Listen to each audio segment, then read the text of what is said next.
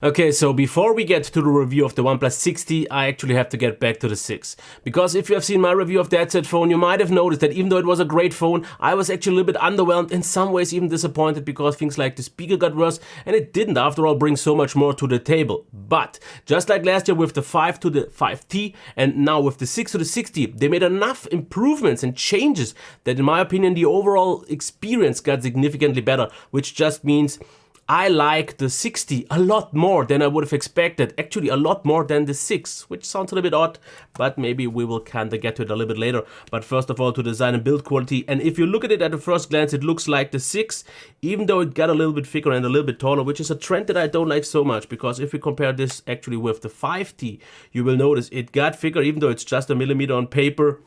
It got also a tiny little bit taller, which is not a huge problem, but still I don't like that they have to get taller. But one thing they actually improved finally, it got a little bit more narrow. And due to the curves on the back, it still feels actually quite nice. I mean, one hand usability will be hard, but it feels great, especially with the quite grippy, more than usual grippy sides. The back though, I have to say, even though this midnight black feels amazing, actually pretty similar to the Pixel 3 XL, but in some cases actually can be very slippery, so maybe in some cases for some people the glossy version could be the better one, but it feels incredible. Now, button placement is still not my first choice, but I mean it gets the job done. Actually, more than just getting the job done does the fingerprint reader, because this is the best in-display fingerprint reader that I've used, because it actually works quite natural. I mean, it still has the drawback that if you take it out of the pocket, you have to kind of look for it and then press it, and I think it's also a little bit too low, because naturally I always grip on this point and then I slide down, which fortunately enough still works. Not in maybe all situations, but as you can see, it works pretty quick. Not super quick, but I actually like it still a lot. It feels way more natural. A little bit higher would have been nice, especially since this phone is so tall and the center of gravity isn't quite as good as, for example, on the Mix 3 with the great distribution.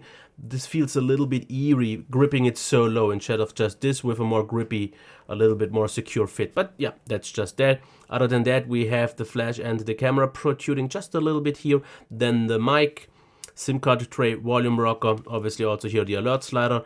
Here we have the microphone, here we have the speaker, USB Type-C, and the notch. Unfortunately, no notification LED anymore. Now, the notch, in my opinion, is not a problem at all, especially if you can see, like I do already now, hide it.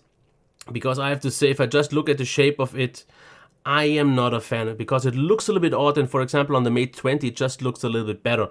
But if you just hide it, actually this is still a very small notch, I mean a bezel, and you get all the notification icons. It doesn't almost take anything away, and in videos it doesn't cut in, so I'm okay with that solution. Otherwise the display is flat with a tiny little curve towards the back, but they already announced actually a fingerprint screen protector that works with the fingerprint reader itself, but that's just that. Now let's get to the display and actually check the settings. We have adaptive brightness, obviously, we have sleep options, we have night mode, reading mode, screen calibration, which is the big thing here, because we have sRGB, DCI P3, adaptive color, and custom color, so you can adjust it the way you want to.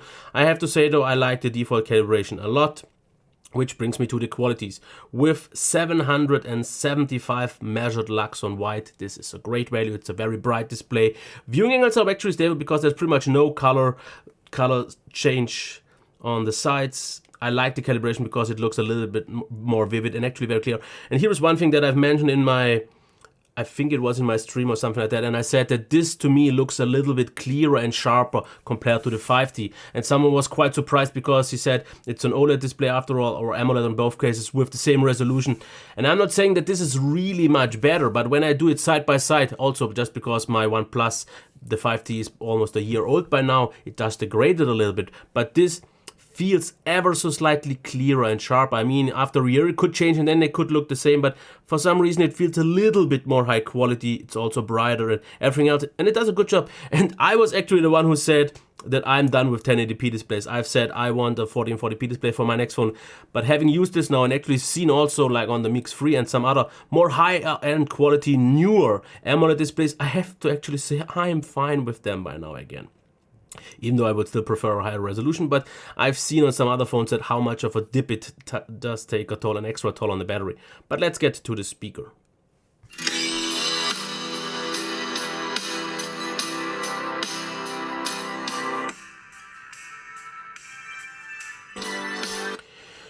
Yes, Yes, finally, because I was a big fan always of the OnePlus 5T speaker because it was so loud. I mean, it didn't have the best sound. It sounded a little bit on the thinner side, but it was loud and clear enough. And the one on the 6, in my opinion, was not good. And I don't have it here side by side to actually be able to compare it. But I know that that one just wasn't as loud and as full and rich like this one. Now, what I did today, I actually did a volume test. And this one is like half a dB less loud compared to the 5T, but it feels actually noticeably richer, and now it got better. And one thing that I actually like about this position, if I play games, yes, if you do it like this, you can block it, but if I just watch videos like this, the chances for me to actually reflect the sound, which is still something that you need to do for get a good sound, this feels actually better than on some phones where I just have it like this and then it can't really reflect so much. So it's still just a bottom firing mono speaker, but the quality now is really good and the volume is good, so I'm really happy about that. Headphone jack, I've compared it with my 5T and it's not quite as good, but it's not far behind. I mean, it's okay. I don't like the fact that it is not in the phone anymore, but I don't care so much about it either. What I like though is that this is actually round and not kind of flat like on some other phones, but yeah, that's what it is. Now about the performance, everyone says this is the fastest phone out there and I can't agree actually, because yes, it is super fast and it's very responsive and it's very smooth and it does everything it does really good. But just like on the 6, I've already noticed that this does not feel quite as stutter-free anymore. And when I talk about stutters, these are like super tiny, rare micro stutters that don't really have an impact on the overall use for anyone besides like maybe me or people who have a super sensitive eye on that. It still performs just about as good as in any other Snapdragon 845 phone, actually a little bit faster, maybe just as smooth, but a little bit more stutter. But for example, the XZ2 felt a little bit better, and what I have noticed, what felt to me like phones from last year, or I mean from the beginning of the year felt better, maybe could have something to do with Android Pie not being fully optimized yet, because for me every Android Pie phone with a Snapdragon 845 feels actually a little, just a little bit worse compared to an Android Oreo phone. So I'm not quite sure if that is the case, but don't get me wrong, still fast, still responsive, even though one thing that I don't like so much. Now with this animation, this pretty much stutters on every phone because it has to kind of rescale it and done. I don't know why they didn't just do it like, for example, on the iPhone where they just slide over the app, because this animation of making it smaller just comes with some stutter. But don't get me wrong, it's a great performer also obviously for games, because not really much has changed. Games didn't get more demanding, chips just are so powerful, that's not an issue. Now, about the battery. A full charge takes about an hour and 25, but the great thing is that we are like after half an hour at 68%, roughly about that, from 5% going on, and like after an hour already at 95%. I mean, it charges quick, it doesn't get warm, that's great. About the battery life, one thing that I've noticed is, and you've maybe seen my tweets for that, I said that I'm actually a little bit kind of disappointed by the battery life because it's not so much better than I expected, but that has to do a lot with your use, because what I've noticed is that, for example, the Mi Mix 3, where I had amazing battery life, maybe had a lot to do with that I watched maybe more than the usual amount of YouTube videos, and this phone is just super efficient with YouTube, because 7% fun off YouTube brings you like 13 hours plus, but what I got, for example, on one day with mobile data was about 6.5, maybe 7 hours. But if I would watch more YouTube videos there as well, I could actually get 7 hours plus, maybe even up to 8 hours, if that's mostly what I'm doing. But if you let it kind of sit and stand by all the time and just use and browse your phone a little bit more heavy and so on, then I would say still 6.5 is kind of like the minimum that you get. I would expect more people to get 7, but that just to me felt a little bit weaker. But after all, it's a solid hour more than you get on the 6 or on the 5T, for example. So still great. Standby rating, like I said, I'm still not the biggest fan of that on Android in general. And over the course of 2 days, I still got like 8 hours. So 2 mixed use days on Wi-Fi, 8 hours, and I would say like 5.5 hours of mobile data and Wi-Fi mixed use over the course of 2 days and 1 night. So, I mean, that's still great. It's just not quite as what I expected for some reason, even though the battery didn't get so much more bigger than it should be. Yeah, let's just forget that. Okay. Software, I love it. I mean, as you can see here, we have the shelf tray, which I would actually like to be optional, also be replaced with the Google app, but I wouldn't use the launcher as much as I like it anyways, because I would switch to Nova, but we can get to this. And I mean, I don't know why I love it so much, even though they don't change too much, but all the options that you get are just so helpful, because this is actually one big thing, the buttons and gestures. We get 3 different types of navigation options, because what we get, if we get into there, we have the normal one, with the buttons, as you can see here. You can obviously rearrange them, as you can see. We have the option with the kind of Google layout, but you can also change the buttons here. And I think this is for me the best personal way, because you can swipe up to go to your apps, to your last apps. If you want to go back to the last app, you do it like this, and it just works. Now, the navigation gestures, I have to say this. I like them kind of, but it's a little bit weird to get so low to actually. But what they actually do is they break the back button functionality of my gesture app. So that's why I just can't use them as much as I would want to. But I really like this approach to get to the last apps, the recent apps, and just using the slider. And just because the button here for the last apps is, or for back is on the right side, makes such a big difference for me. Now, if we quickly check that, navigation bar customization, you can obviously change a few actions and so on.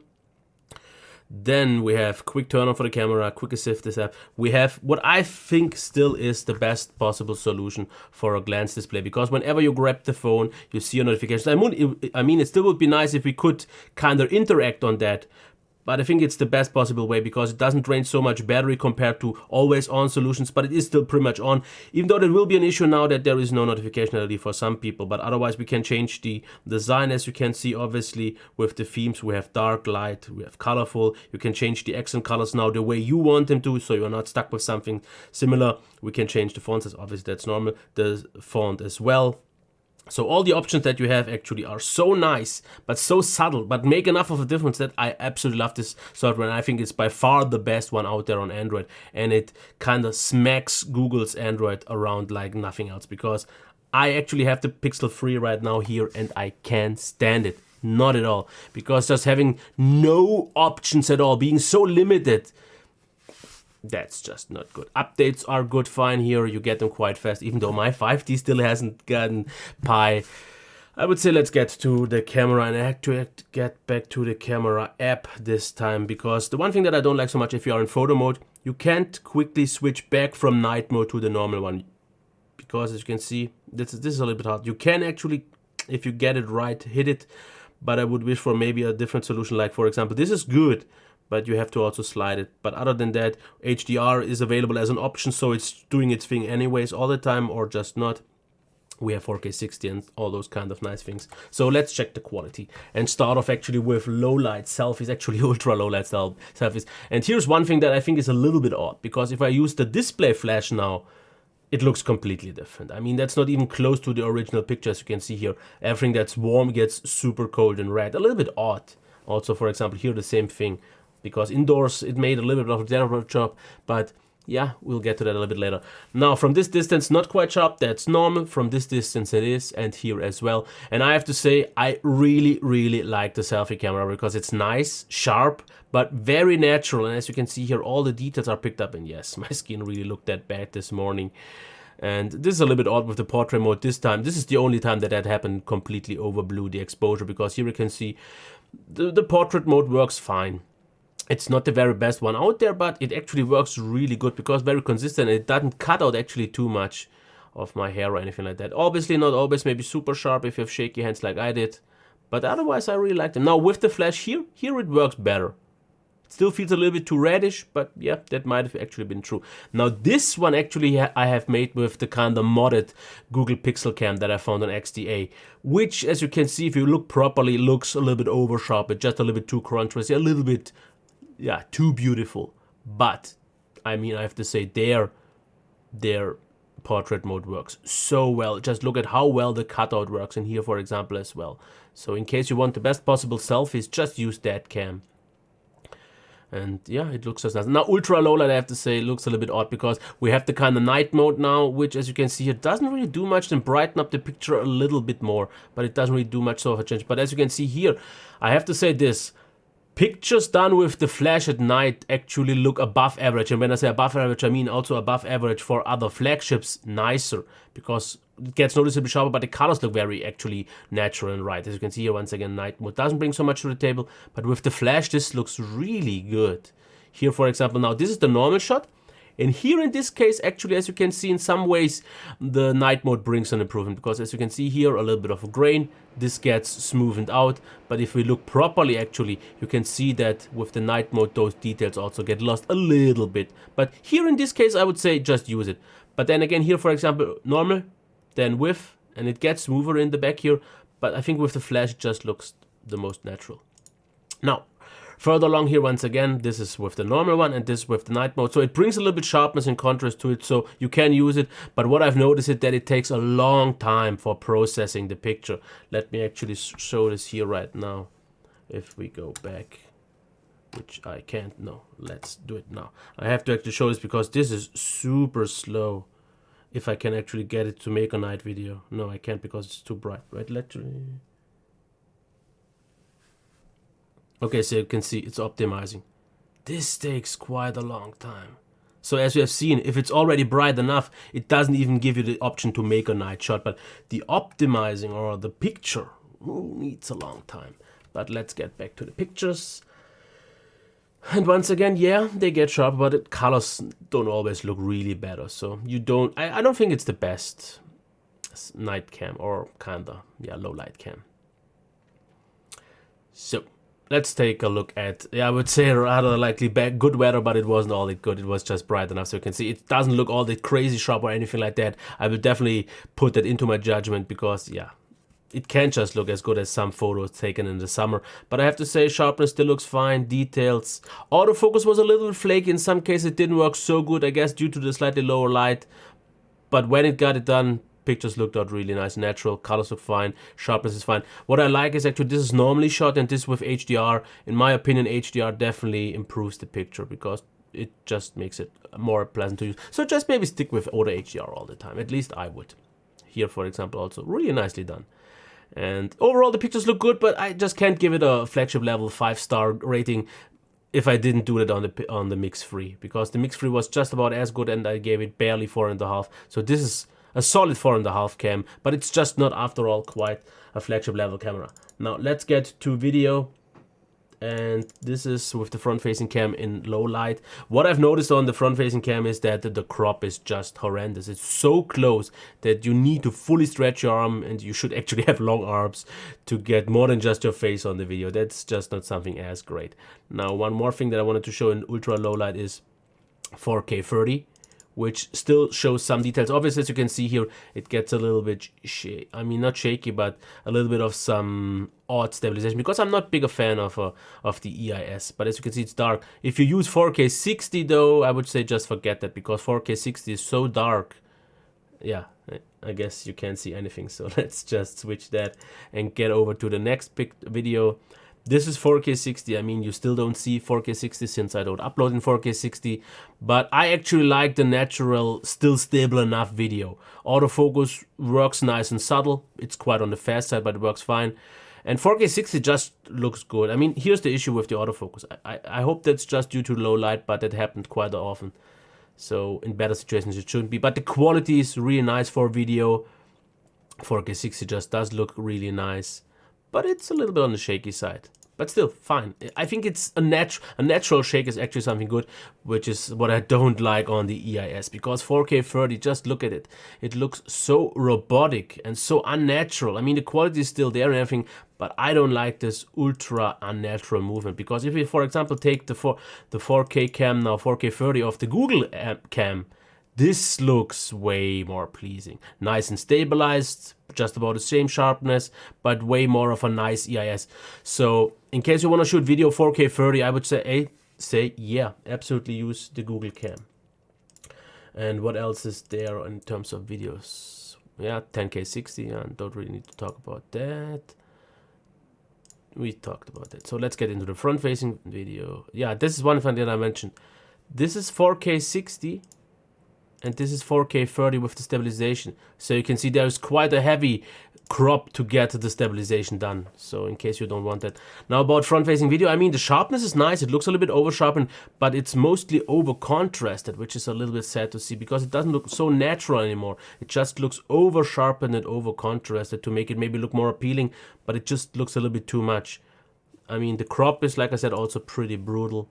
The microphone, if we get, for example, inside though, I have to say is good quality, absolutely fine. Yeah. So that's the front-facing video cam. And this video is getting quite long, so we'll finish it just in a second when we can see the low light. So it gets grainy, but what I like is actually that it maintains kind of the details and it doesn't wash out things too much. So once I find my cursor, we can switch to the main cam and get back to this phone. The main premise of my conclusion now is this.